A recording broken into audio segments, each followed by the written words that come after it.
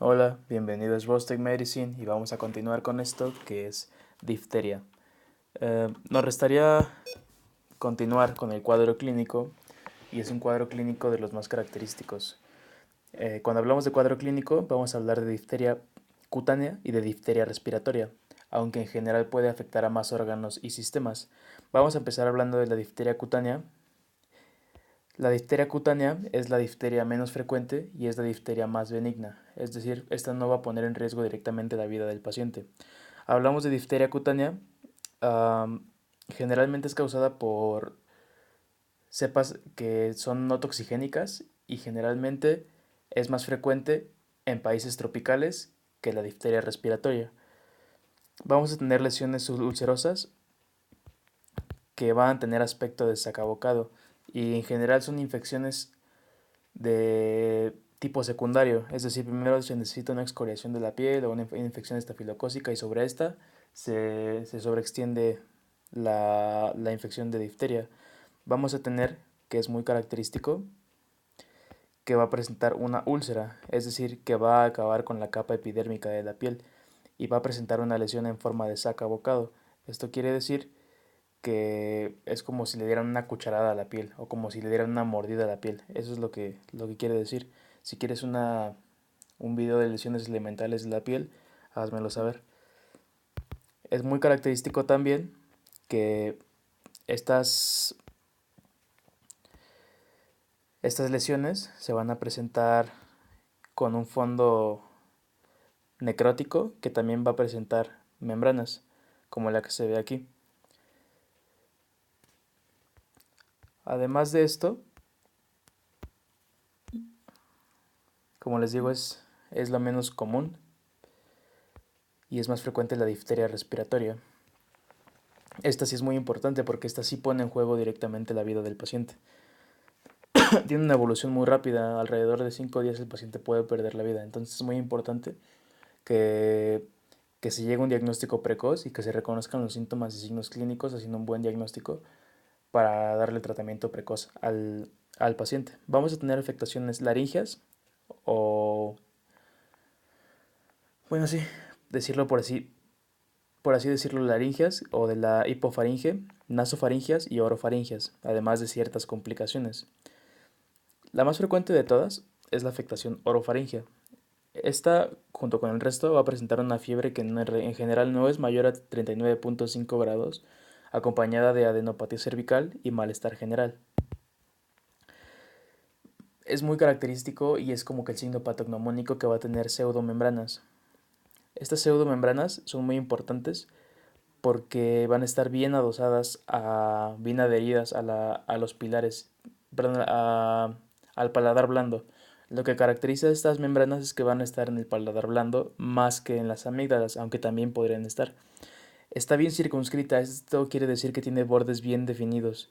Primero es de tipo blanquecina grisácea y posteriormente empieza a tener manchas necróticas. Em, es muy importante destacar que puede estar en uno o puede ser unilateral o bilateral, como les voy a mencionar. Dependiendo de la extensión de membrana, es el pronóstico del paciente, es decir, que membranas más grandes es igual a peor pronóstico para el paciente. ¿Por qué? Como ya mencionamos anteriormente, la toxina se produce en las membranas. Entonces el hecho de que haya membranas grandes quiere decir que va a haber más toxina. Cuando esta membrana se desprende puede irse a la laringe y provocar asfixia del paciente. Estas membranas, al estar tan adosadas, cuando se intentan desprender son hemorrágicas. Es algo muy característico que nos va a ayudar a hacer el diagnóstico diferencial. Vamos a tener afectación también de la nasofaringe, en la cual vamos a encontrar una sutil membrana que no es tan característica y al igual que la anterior, cuando se intenta desprender va a producir hemorragia, entonces podremos encontrar rinorragia, es decir, la salida de sangre por la nariz, diferente de la rinorrea porque esta es cualquier otra cosa que no sea sangre, que podría ser líquido cefalorraquídeo o que podría ser moco, etcétera, exudado. Bueno, tenemos también la afectación laringea o traqueal. Esta es la afectación más peligrosa para la vida del paciente. ¿Por qué?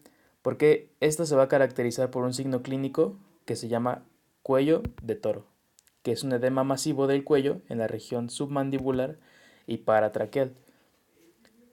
Lo que es característico y lo que es peligroso es que esto nos va a provocar que al final la presión intraluminal de la vía aérea se vea aumentada. Por tanto, va a haber una disminución de la ventilación. Si a esto le sumamos el hecho de que puede desprenderse la membrana, el paciente puede morir por falla respiratoria. Entonces, es muy importante reconocer este signo.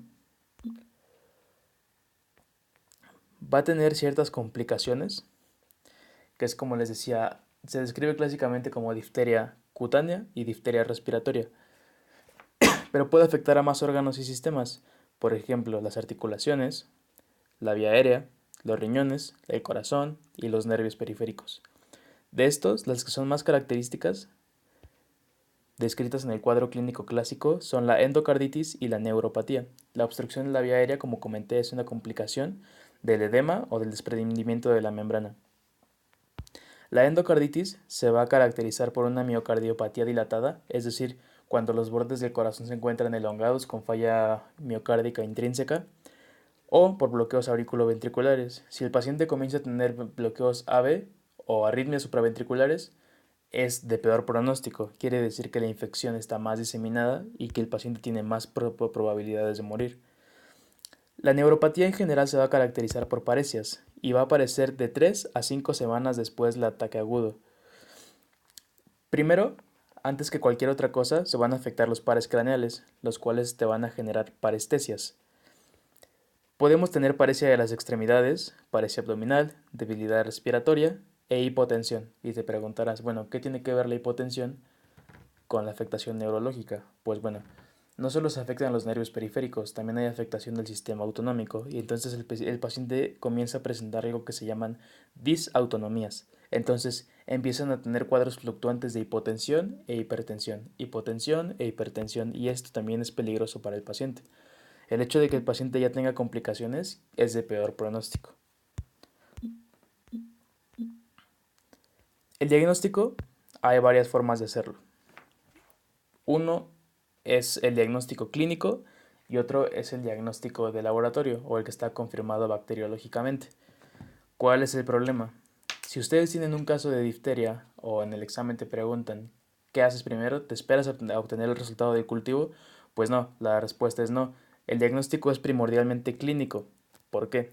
Porque el cultivo puede tardar tiempo y el problema es que si tú esperas a que te den el resultado del cultivo antes de dar el tratamiento es posible que el paciente muera porque afecta realmente la vida del paciente. Entonces, si tú encuentras signos y síntomas de difteria, el tratamiento se comienza, no se espera tener el resultado del laboratorio. Pero bueno, si ya tenemos el resultado o si ya le vamos a dar el diagnóstico clínico, ¿por qué tengo que hacer el diagnóstico por laboratorio? Bueno, en primera porque no es la única enfermedad que te puede dar membranas. En segunda, porque esta es una enfermedad de notificación inmediata. ¿Por qué? Porque si una persona tiene difteria, que en general, al menos en México, se da por casos de importación, si hay personas o si hay una bolsa de susceptibles que no estén vacunados, esas personas se pueden contagiar. Entonces es por eso que es necesario hacer el diagnóstico por cultivo. El diagnóstico por cultivo se va a hacer a través de medios selectivos y medios no selectivos. Dentro de los medios no selectivos tenemos, por ejemplo, el agar sangre y el agar chocolate. Y dentro de los medios selectivos tenemos dos específicos para difteria, uno que es el medio de Loeffler y otro que es el de Tinsdale o Tinsdale modificado. El diagnóstico clínico lo vamos a hacer pues con la clínica, es decir, con los signos característicos de la enfermedad que vimos previamente. Una vez que tenemos el diagnóstico, es importante saber que existen diagnósticos diferenciales. El principal diagnóstico diferencial se hace ¿con qué? Con la faringoamigdalitis bacteriana, causada principalmente por el estreptococo beta hemolítico del grupo A de la clasificación de la doctora Lansfield, o también conocido como Streptococcus pyogenes. Entonces, ¿cuál es la diferencia aquí? Uno, principalmente aquí tenemos tonsilitis, es decir, que va a haber edema de las tónsilas o de las amígdalas, principalmente las de los pilares. Hay también la diferencia en que las placas, placa quiere decir que es una lesión que confluye con otra, que se mezcla con otra. Aquí va a tener lesiones confluentes, es decir, que unas se van a juntar con otras. Otra característica que tiene la faringoamigdalitis streptocócica y que no tiene la difteria es que estas no son hemorrágicas, quiere decir que estas no sangran, mientras que las de la difteria sí producen hemorragia.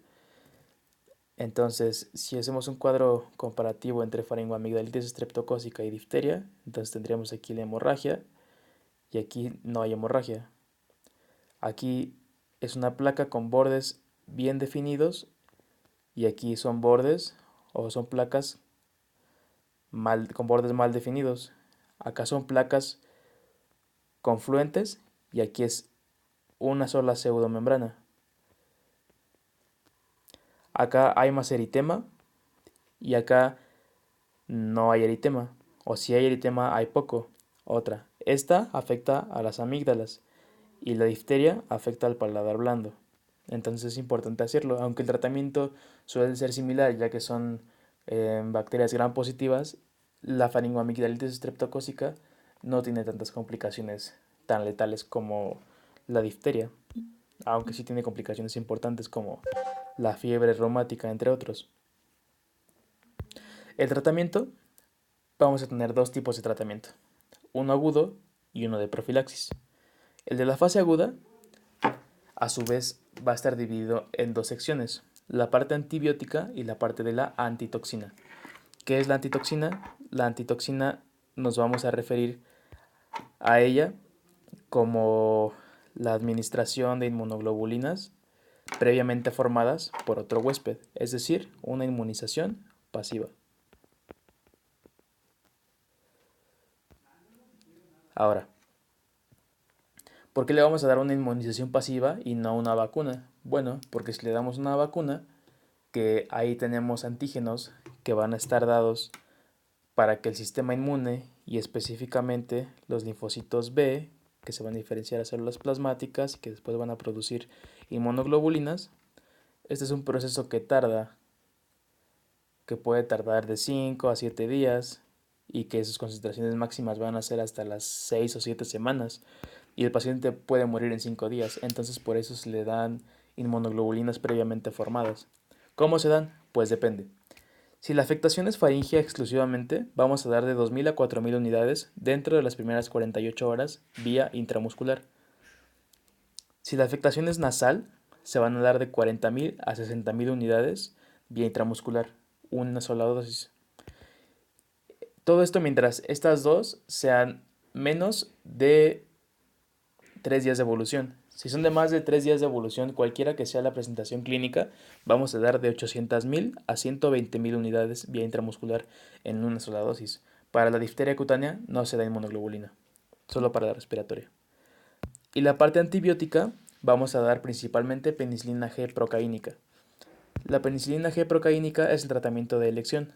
Menos de 9 kilogramos son 300.000 unidades intramusculares cada 12 horas y más de 9 kilogramos son 600.000 unidades intramusculares cada 12 horas.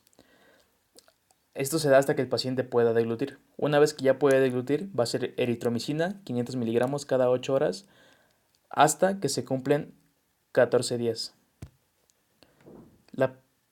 Cuando se es alérgico a la penicilina, únicamente se van a dar de 125 miligramos a 500 miligramos cada 8 horas hasta completar 14 días. Y la profilaxis se da a pacientes que tuvieron contacto con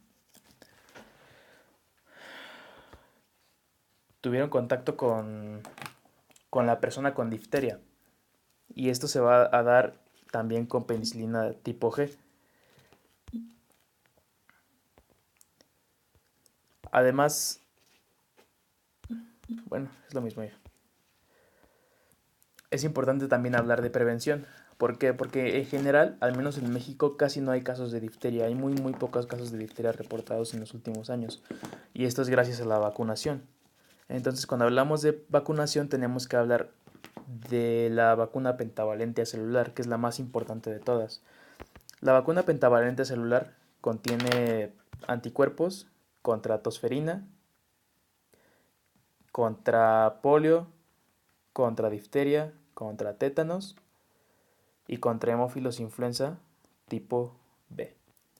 Pentavalente celular, eso es lo que protege. Y en México al menos se tiene que poner en los meses 2, 4 y 6 la pentavalente celular. Y posteriormente se tiene que poner a los 4 años la DPT. Y este es únicamente un refuerzo, que es lo mismo que la pentavalente celular, a excepción de que esta únicamente tiene tosferina, difteria y polio. Es decir, no tiene hemófilos influenza tipo B. Después de los 12 años se da la vacuna TD, que es únicamente toxoide diftérico más toxoide tetánico, y el refuerzo es cada 10 años. Y pues bueno, esto sería todo de difteria. Si tienes alguna duda, si quisieras complementar el tema con algo más, házmelo saber. Si quieres que haga un video específicamente de otro tema, házmelo saber en la caja de comentarios. Suscríbete si quieres ver más videos de medicina y gracias.